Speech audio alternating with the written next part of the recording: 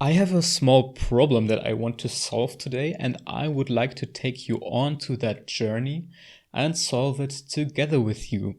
And without further ado, let's have a look at what that problem is. It's actually quite simple, I think, but I just can't wrap my head around it right now. So we have a TCP server implemented using netcat that listens on all interfaces on some specific port. Let's just arbitrarily set that port to 7755. It has no meaning. It could be any other integer as long as it's within the valid port range. Now, that listener is listening, and when I connect to it using netcat, I connect from localhost, for example, 7755, then I can send messages. Sending message from client. And as you can see, the message is received up here.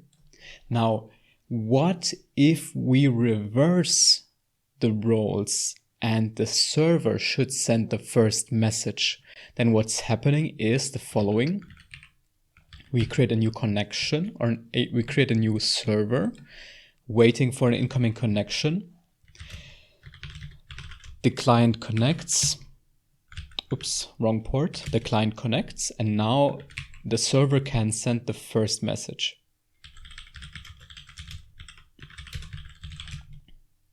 Message mistyped. Okay. All of that is clear. What if I want to automate this? I would like to automate the server sending the first message. So what do? I create a file, and let's write into that file. This is an automatically sent message. Let's just put this in between some fancy special characters just to make it look a bit nicer. Okay, and that's the TCP message. All right. So what we can do now is we can listen for all incoming connections in netcat on that port 7755, and we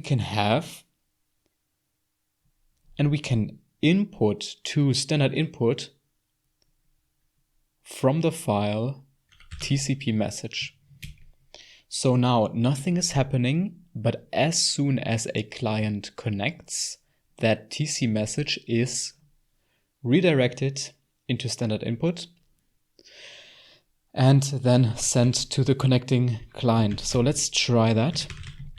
Localhost 7755, and as you can see, the client connected and automatically immediately received. This is an automatically sent message. Now my problem is, or the problem that I want to solve is, now that message has been sent, but what if I want to repeatedly send messages from the server to the client? Because I want to test some client implementation, something that is coded here, something that connects to the server.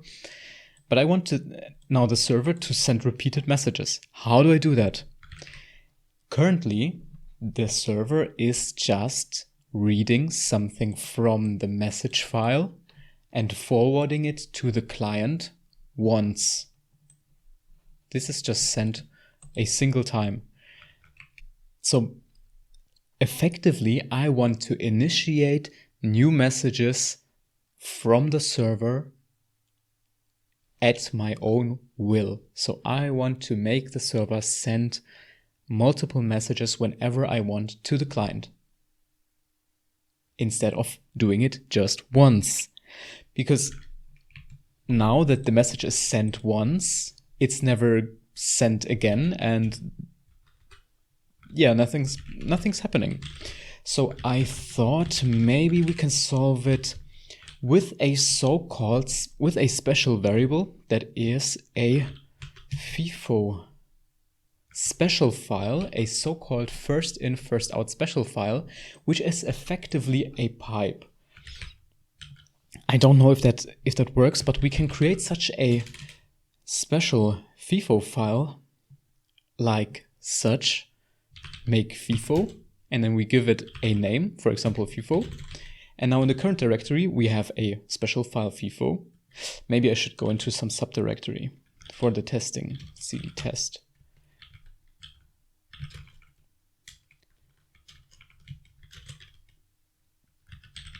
Okay, let's create that file, make FIFO, and now as you can see, we have a FIFO file, first in, first out, and anything written into that file is immediately written to...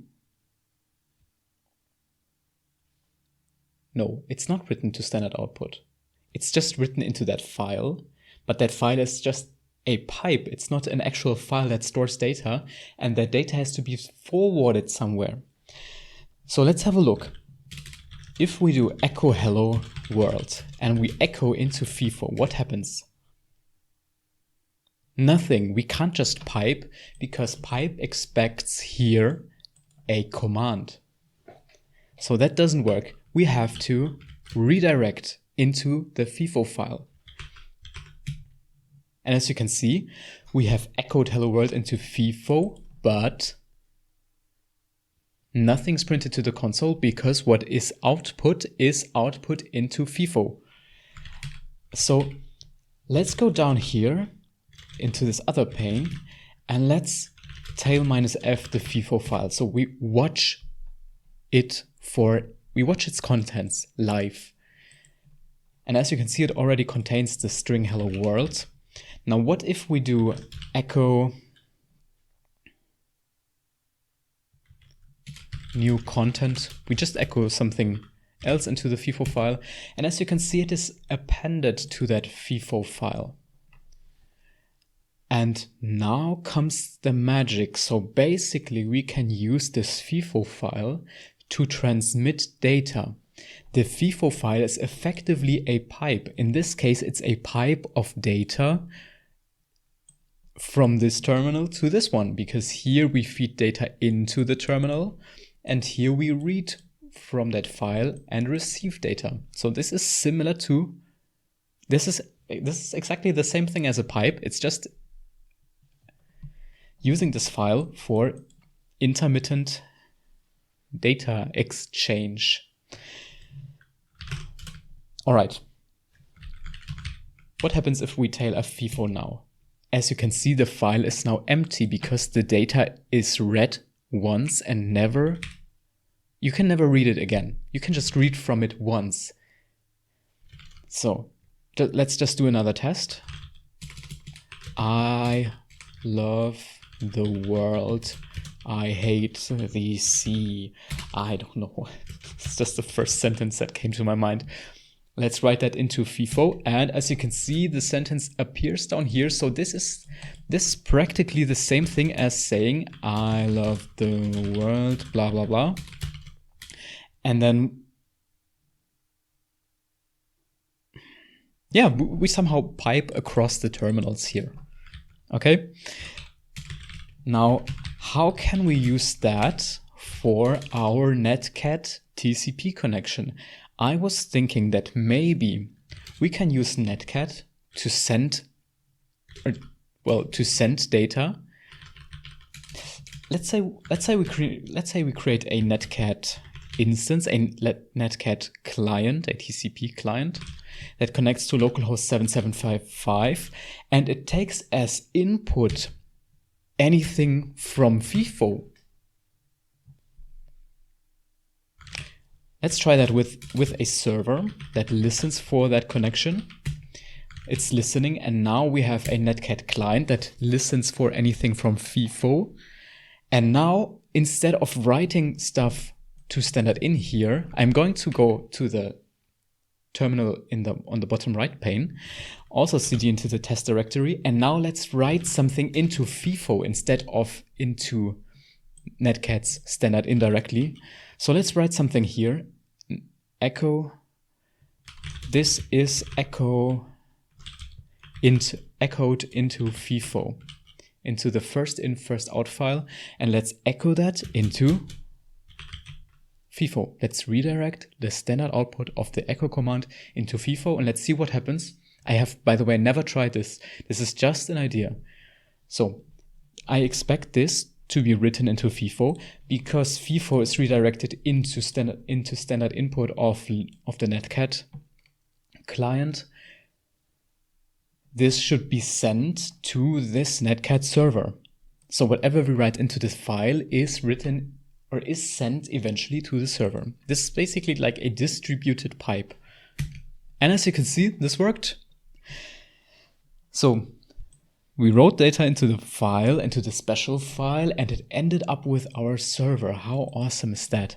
And now the thing that I wanted to solve is, this is transmitting data from the client to the server. Now I want to be able to transmit from the server to the client. Because as you remembered, we started this video with the server sending TCP messages. It's in a different directory. We started this episode with the server on a specific port, and it sent a TCP message file to the client upon connection. Let's try that. So we have the server waiting for a connection. The client is now connecting. And as you can see, the client has, upon connection, received the contents of the file right here. And now, what happens if I use a FIFO file as this TCP message file, as an input to the server? That would mean that I can control when the server sends data to the client.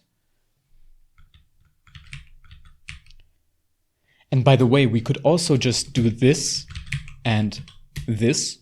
So we have a simple server, we have a simple client, they are now connected. And now I can send stuff from server to client. However, that is not convenient because this is standard input, so everything I have to type myself. In practice, we use TCP dumped data from actual TCP connections, so we can't just type that out ourselves. We have to somehow have a TCP dump file.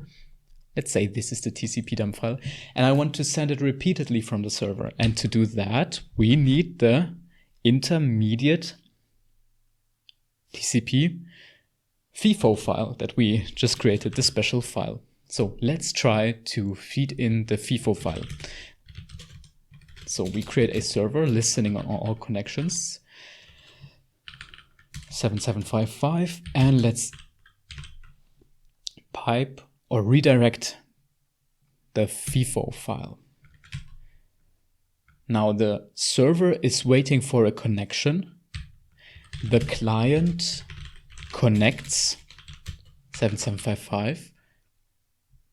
And nothing happens because the server is only sending stuff in the FIFO file, which is currently empty. It's just piping data through itself.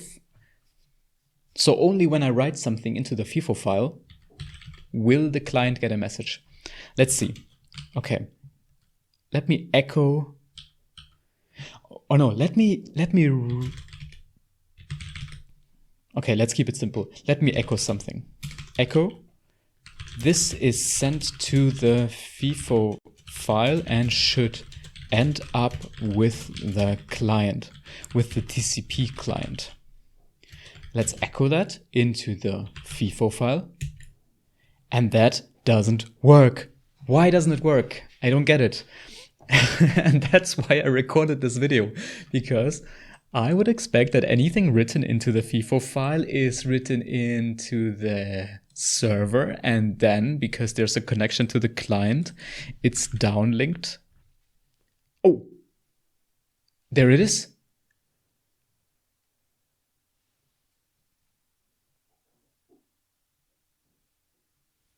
It seems to work. It works. Maybe it has to do something with buffering. So we wrote something into the FIFO file. It was forwarded, redirected into the from the FIFO file into the netcat server, the TCP server, which then sent it to the TCP client. And the message is appearing here. I don't get why it occurs or why it pops up with a delay. It must have to do with buffering. Let's try to send another message to the client via the FIFO file. This is another message. And let's write that into the FIFO file.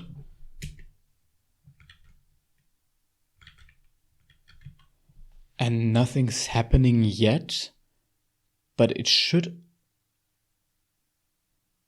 pop up. Does it pop up by itself, or do I have... That's an interesting behavior, I find.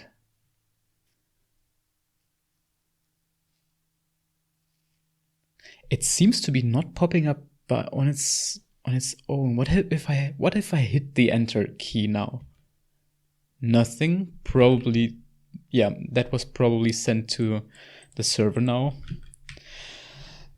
What if I send yet another message to the FIFO file? Nothing happens here.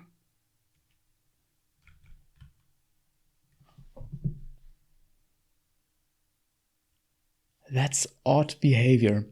Maybe we should look up in the meantime the FIFO behavior and look up, and specifically look up buffering, the term buffering, because it might be relevant to the thing we're trying to solve here. Buffer doesn't exist.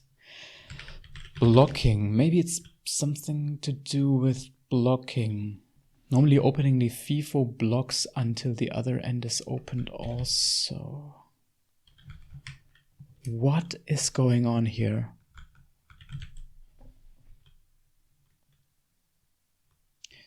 For details of the semantics of I/O on FIFO, see pipe 7. This is some intricacy of the kernel maybe, or maybe of the bash shell, I'm not too sure. Let's look up man for pipe. That's pipe 7. No, I need the pipe 7. Does that work? No.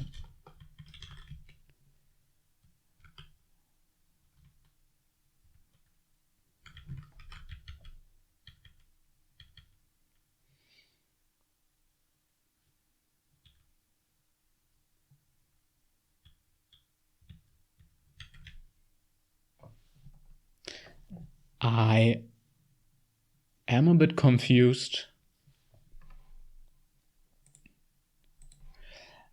So let's look up the FIFO special file here online. First in, first out special file named pipe. It's a named pipe. It's similar to a pipe except that it is accessed as part of the file system. It can be opened by multiple processes for reading or writing, which we are doing. When processes are exchanging data via the FIFO, the kernel passes all data internally without writing it to the file system. Thus, the FIFO special file has no contents on the file system. The file system entry merely serves as a reference point so that the process can access the pipe using a name in the file system.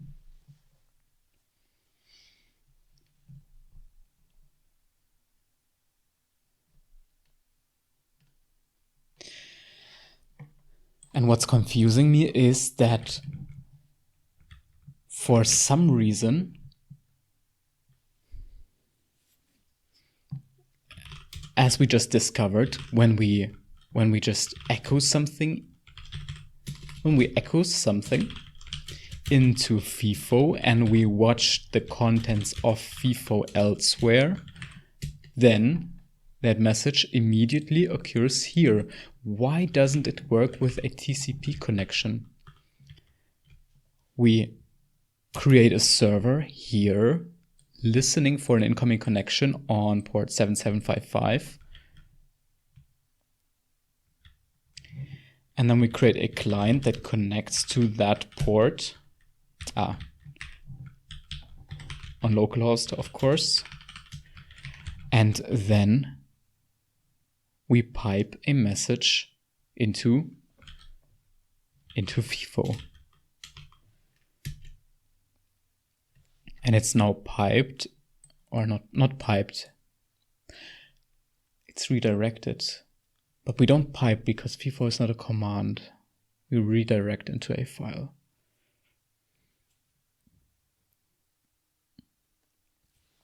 And there it appeared. So that seemed to work. And another one into FIFO.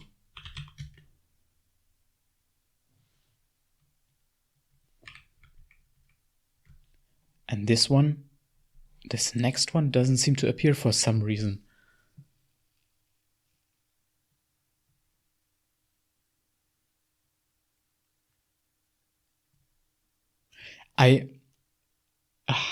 It could be that the forwarding is only done once.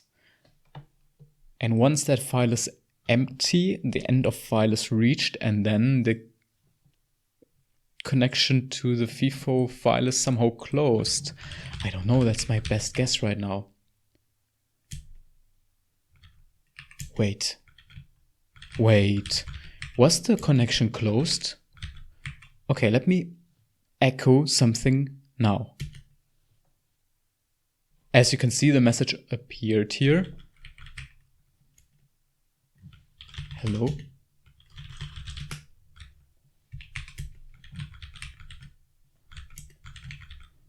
Let's try again.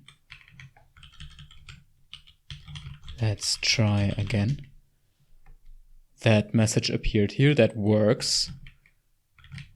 And let's try again a second time. That one doesn't seem to work. What if I send something from the client to the server? Hello from client to server. That works. That immediately pops up here. Why does this pipe not continue piping stuff into the netcat command?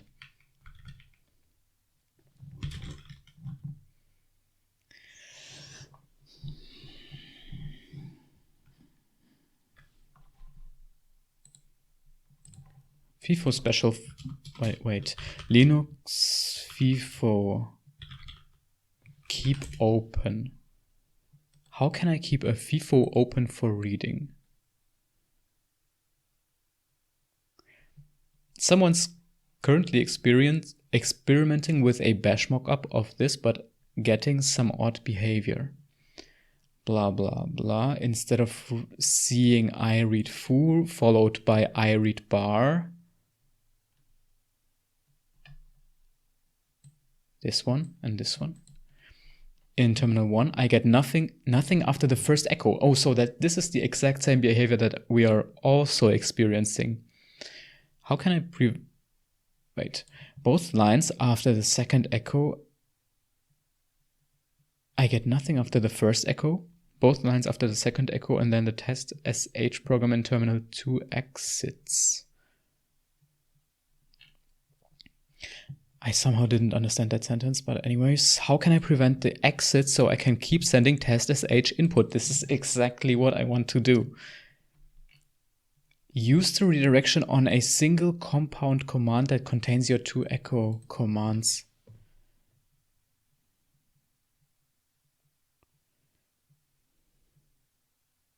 But that's stupid.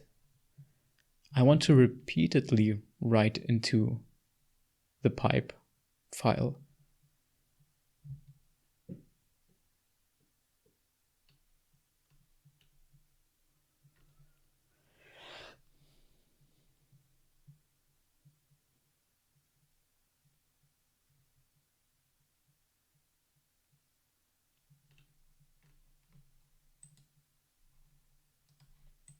Reuse closed FIFO. So it seems that I'm not the first person with that issue. A is reading from a file. When it reaches the end of the file, it stops reading. And this is probably what we're seeing. The FIFO file stops reading. Or netcat is stopping to read. This is normal behavior, even if the file happens to be a FIFO. You now have 4 approaches. Change the code, blah, blah, blah. We can't change code of netcat. Apply Unix philosophy. You have a writer and a reader who don't agree on protocol, so you interpose a tool that connects them. Tail. We could use tail.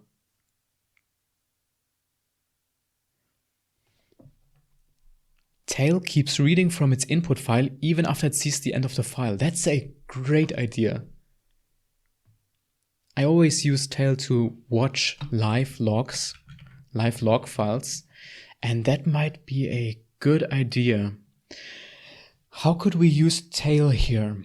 We are trying to read from the FIFO file. We try to read from the FIFO file, but actually we try to read from the FIFO piped into tail. Or no, we try to read from tail F. Wait, what are we doing? No, we want to tail F the FIFO file and pipe the output into netcat. Let's see if that works. If that works, that would be super nice. Let me just clear this to clear the screen a bit. Okay. Test. Next test. We now echo something.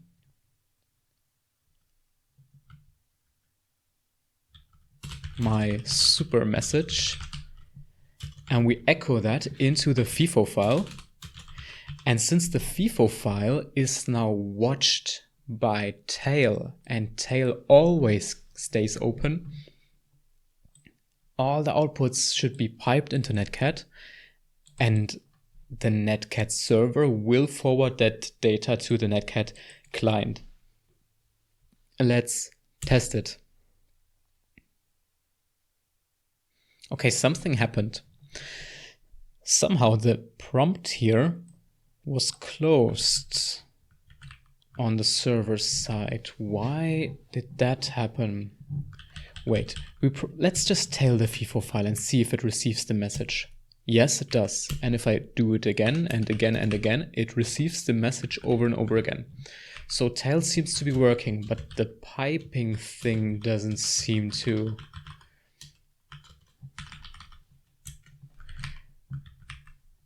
Let's echo something into tail and into FIFO, I mean. No, that doesn't work because I first have to run the server, and then I have to connect the client, which is now happening. And now I can send a message to FIFO, which will feed into the server and then downlink that message to the client. Let's try. This works. Why didn't it work before? Because I just did a test and it didn't work. But maybe I was just doing maybe there was some small error. Okay, and if I can now send a second message, sending a second message, and that message arrives, then the problem is basically solved. Let's try. And it works. Yes! So this is very, very good. Because what we can do now is we can use any TCP dump message. For example, this TCP message here, we can cat it. We can cat the TCP message. Maybe this is hard to read. Let me just go into this terminal down here. And we can do a cat of the TCP message, forward it into the FIFO, which will forward it to netcat, to the server, which will forward it via TCP to the client. So now the server sent a message to the client and the server is still open, and that's the big difference. That's the thing that I needed to solve, because before, with the original approach, which I showed at the beginning, it was just possible to feed something into the server as a message once and then never again. So I could just do a single test and then I had to restart all of it, which is extremely inconvenient. So let's try again. Now I cat the same TCP message again. And as you can see, it appears at the client side. Now let's do something a bit more sophisticated, because we're not in real time or in reality, we're not sending from the server to the client the same message over and over again. We are creating, let's say we are creating a small script, bin bash, and that script echoes some, no, we don't even need a script probably. How do I get this system? Well, no, wait. What do I do?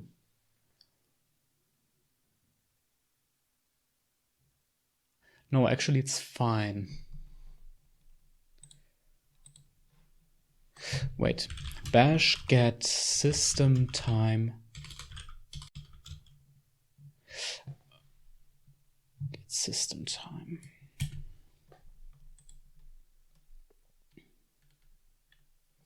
Date. There's the date command. So let's try that. Date this. So this is the current date. And now what we could do is we can send that date from the server to the client via the FIFO file. For that, we can create a small script that puts that date in a file, or wait, maybe that's not even necessary. If we use printf, then we can do something like a formatted string, current system time is, or let's say current server time is, and then we write a string here. And as a next argument, we provide the date thing from up here. Obviously, that has to be put in this construct here in the parenthesis. And I think, yeah, that prints out current server time is something, but without the new line at the end of the line. So let's do this. Okay, so now we have a small little command that prints the current server time. And now let's make this our server message from the TCP server to the client via the FIFO file. So I will just clear all the displays for a final demonstration that it works. Clear, clear, clear. We have a server. We have a client, and we have some application that somehow sends data to the server, and the server then sends that data to the client via a special FIFO file, which it's just awesome what we can learn in one episode here. All right, so let's invoke the server command and redirect the output to the FIFO file and see what happens. And as you can see, the server now sent the data to the client. And if we invoke that same command again, the client receives an updated time. So this time here ends with 14 seconds. This is 24 seconds. And we can do the same thing again, and we get an updated time on the client side. Awesome. All right. And that's it. That's how you can solve quite complex networking, well, not networking problems, but how you can set up quite complex networking test scenarios, things that you need somewhere at work maybe for your own testing. And I think it's super nice that we learned so many new concepts today. I learned together with you, of course, but okay, we learned together about the special FIFO files, which we can use in case the default piping and redirection behavior in Bash is not sufficient and we need just one more level of redirection. So we used this hack with the FIFO file and TLF to keep a message stream through the server open. We learned something about TCP networking. And we even learned about this printf statement in Bash. I bet not everybody knows it. I also learned about it just today. And this is a bit more powerful than Bash because it accepts formatted input. And I think most people don't know about printf. So 3 super nice things that we learned today. If you enjoyed this video, then stick around and see you next time. Bye.